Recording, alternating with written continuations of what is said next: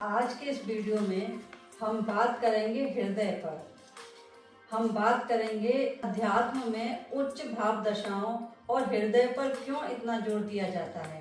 Hello everyone, this is Hiranand, reiki grand master and spiritual healer.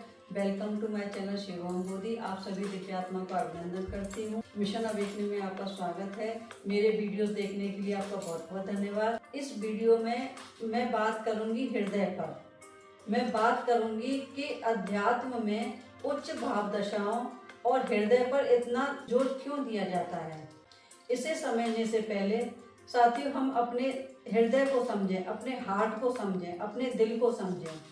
1980 के दशक तक यह समझा जाता था कि हार्ट सिर्फ एक ब्लड पंप करने वाली मशीन है, लेकिन 1980 के बाद से यह पता चलने लगा कि हमारे हार्ट के पास भी अपनी बुद्धि होती है, अपनी समझ होती है। मेडिकल में जैसे जैसे हार्ट ट्रांसप्लांट की घटनाएं बढ़ने लगी, वैसे वैसे डॉक्टर्स के सामने यह बात बार बार आने लगी कि जिस व्यक्ति का हार्ट ट्रांसप्लांट किया जाता है, उस व्यक्ति के व्यक्तित्व में बदलाव आ जाते हैं। उस व्यक्ति की स्वाद, सुगंध और अनुभव की पसंद नापसंद बदल जाती है, उसकी भाव दशाएं बदल जाती हैं और कई बार तो हृदय दान करने वाले व्यक्ति की कुछ यादें नए व्यक्ति में आ जाती हैं। पहले तो साथियों, डॉक्टर्स इसे सिर्फ संयोग समझकर टाल देते थे, लेकिन जब इस तरह की घटनाएं बहुत ज़्यादा बढ़ने लगी तो डॉक्टर्स ने सोचना शुरू किया कि क्या सच में ऐसा हो सकता है कि हृदय दान करने वाले व्यक्ति की पसंद नापसंद, भावनाएं या यादें नए व्यक्ति में आ जाएं।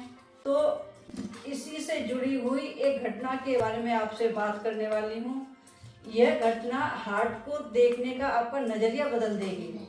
तो यह घटना अमेरिका के वुडबरी नाम के एक कस्बे में रहने वाली 8 वर्षीय एक बच्ची की है, जिसका हार्ट ट्रांसप्लांट किया गया। इस बच्ची में जिसका हार्ट डाला गया वह 10 साल की एक लड़की थी, जिसकी हत्या हो गई थी। हार्ट ट्रांसप्लांट के तुरंत ही बाद कुछ अजीब घटनाएं होने लगी। इस बच्ची को एक डरावना सपना आने लगा और जब यह डरावना सपना इस बच्ची को बहुत ज्यादा बार आने लगा तो बच्ची के माता पिता चिंतित हो गए और बच्ची को हार्ट सर्जन के पास लेकर के गए।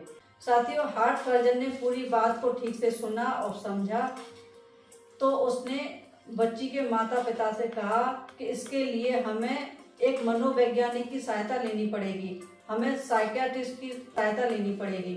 साइकियाट्रिस्ट को बुलाया गया। साइकियाट्रिस्ट ने इस सपने को सुना और समझा, तो इस बच्ची के माता पिता से कहा कि यह कोई साधारण सपना नहीं है, यह कोई गहरी याद है, कोई गहरी मेमोरी है जो बच्ची को सपने के रूप में दिखाई देती है।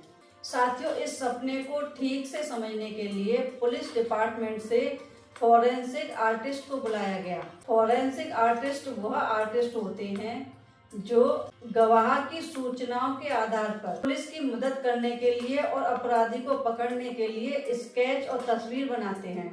यह लोग सिर्फ सूचनाओं के आधार पर चित्र बना देते हैं। तो साथियों, जब फॉरेंसिक आर्टिस्ट ने सपने को बड़े ध्यान से सुना और चित्र बनाया तो पाया गया कि आधी रात का समय है और एक जंगल है, जिसमें एक आदमी बच्ची की हत्या करने के लिए उस पर हमले कर रहा है और साथ ही कुछ शब्द कह रहा है। इस स्केच में बने हुए आदमी की तलाश के लिए पुलिस ने इस तस्वीर को सब जगह प्रसारित कर दिया। कुछ ही दिनों में उस तस्वीर से मेल खाता हुआ एक आदमी मिला। साथियों, उस आदमी को पकड़कर जब पुलिस ने सख्ती से पूछताछ की तो वह टूट गया और उसने यह बात कबूल की कि हाँ, मैंने उस 10 साल की बच्ची की हत्या की है।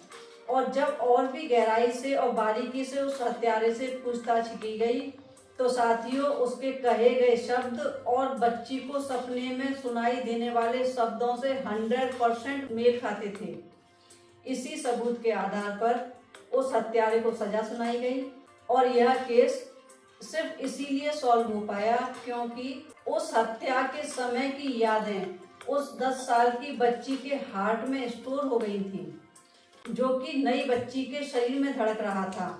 साथियों, इस घटना के बाद वैज्ञानिकों ने, साइंटिस्टों ने, मेडिकल ने हार्ट पर और भी गहरी रिसर्च शुरू कर दी और एक चीज पाई गई कि जिस तरह हमारे ब्रेन में न्यूरॉन्स होते हैं जिनके द्वारा हमारे अंदर यादें बनी रहती हैं, उसी तरह हमारे हार्ट में करीब 40,000 न्यूरॉन्स होते हैं। यानी हमारे हार्ट में अपना खुद का ब्रेन होता है।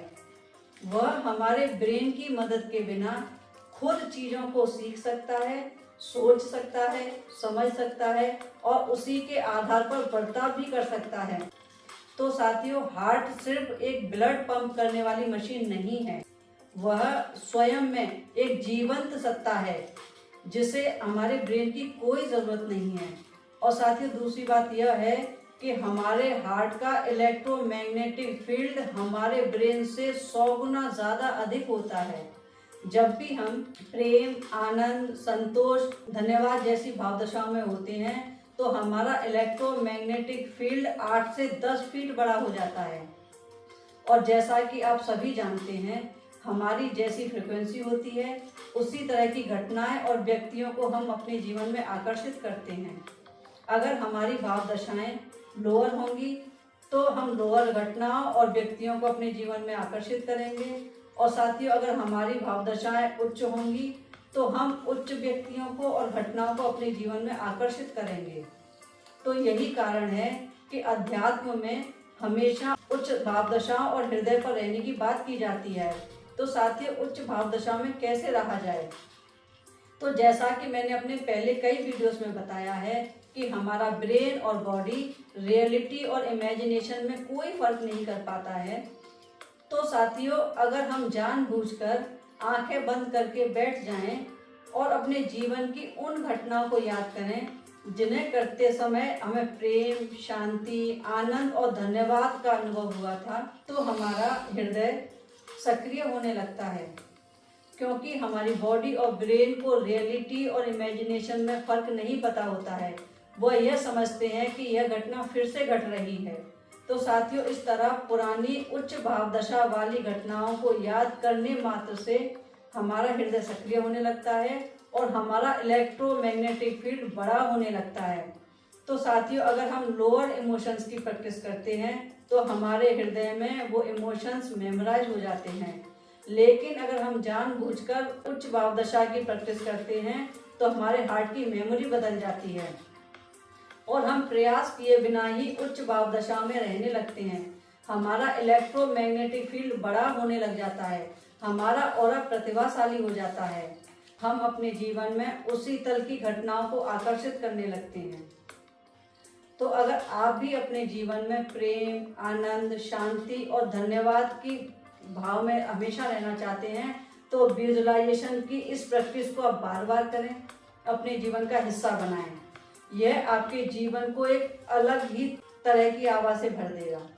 तो साथियों, आज इतना ही, और इस तरह की और भी इंटरेस्टिंग और यूजफुल चीज़ें मैं आपके लिए लेकर आती रहूँगी। तब तक के लिए आपका बहुत बहुत धन्यवाद। Thank you.